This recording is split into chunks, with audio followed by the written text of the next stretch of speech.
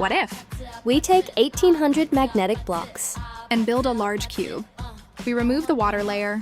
Wow, look at all these precious metals. Next, remove the sand and stone layers.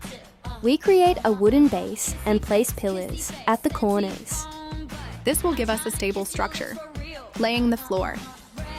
Building the walls and dividing our house into rooms. Of course, we need a bed and a library.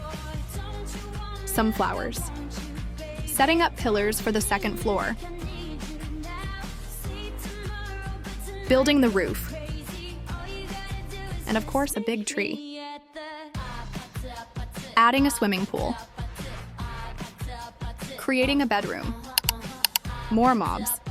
Look, we build a survival house. You can survive any danger in it. Now we'll smashing house.